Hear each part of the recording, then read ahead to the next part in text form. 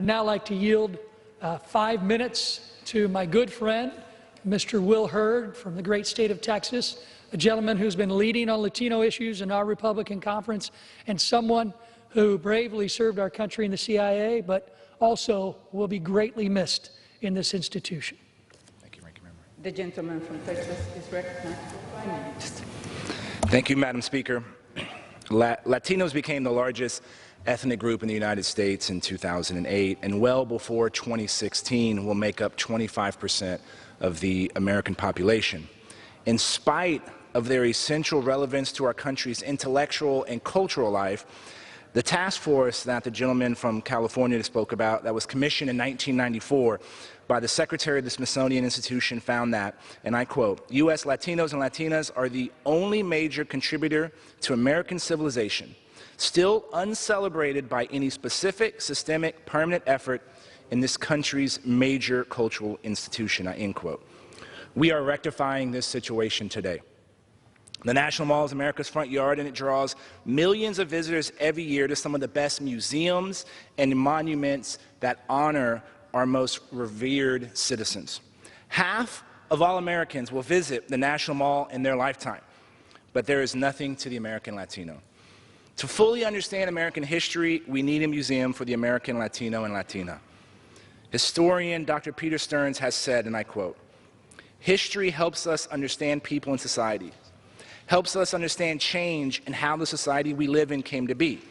History contributes to moral understanding, provides identity, and studying it is essential for good citizenship." At a time of intense public debate about whitewashing history, we should jump at the chance to collect, present, and protect in one place artifacts, stories, and collections that reflect our entire history.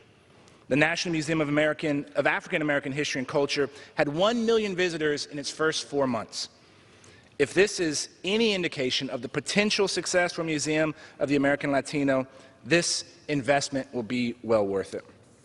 Many incredible people have fought to bring to life the idea of a National Museum for the American Latino.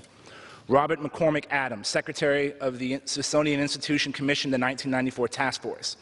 Raul Izaguirre chaired the task force with his vice chair, Marie Carmen, and they've been fighting for this museum for 25 years. In 2004, my friend and former colleague, Ileana Ros-Lehtinen, along with another former colleague, Javier Becerra, first introduced legislation to establish the museum.